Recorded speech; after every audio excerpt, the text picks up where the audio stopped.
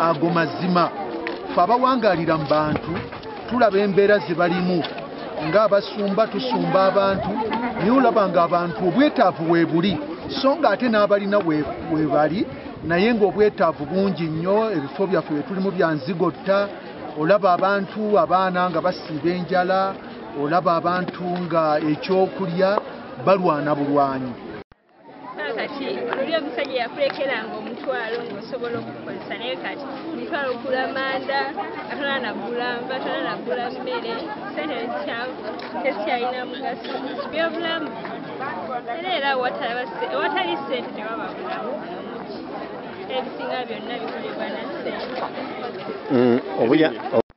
wa bbeeyi buli kimu kya bbeeyi kati akawunga ka 13 naye kalaba batuwadde kabwereere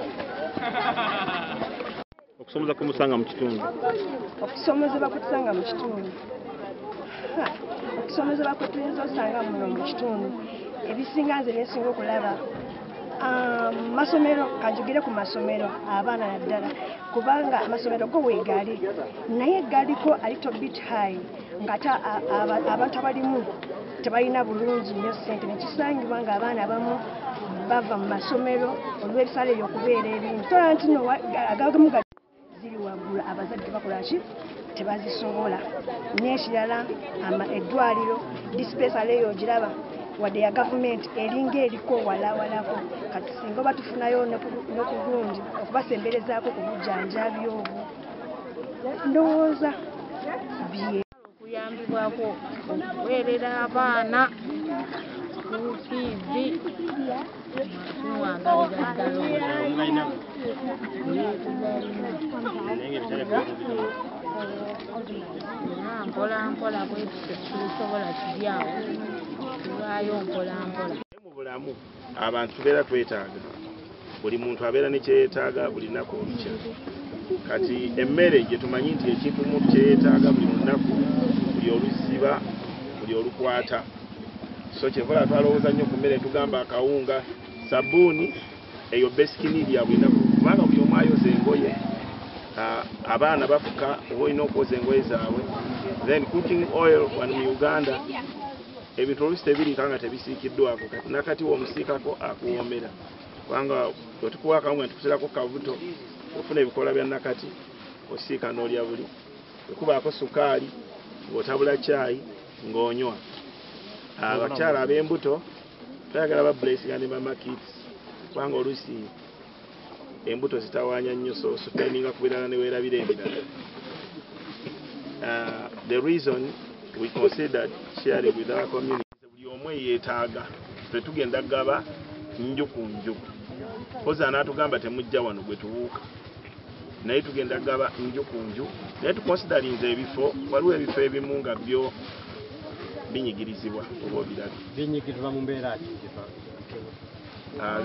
binyigirizibwa obwavu bwe buli mu nsi yonna buli nsi gy'ogendamu waliwo obwavu naye ate oluusi ebifo ebimu ebifo byawukana tubuulireko ebyo ebifo ebimutute mu mbeera kyeziriyo waliwo ebitundu ebirimu abantu nga bangi mugoteko mungi congestion y'abantu nyingi so ne mu ggulu emukono musumba Kalumba wuno wali Bishop Kalumba agamba mulimu abantu bangi congestion nyingi ate abantu bano tebasobola ku meetinga needs zonna mu time fenda wetu omuntu osobola kumanya kyalaakinga naye osobola okuteebereza kyalaakinga oba kyeyeetaaga ayinza obutakiraakinga naye ng'akyetaaga datang karena ada sesuatu misi atau visi yang dapat dari Tuhan. We come because of a mission. We receive a vision from God. Uganda adalah suatu negara. Uganda is a country yang dinamakan Pearl of Africa. Also called the Pearl of Africa.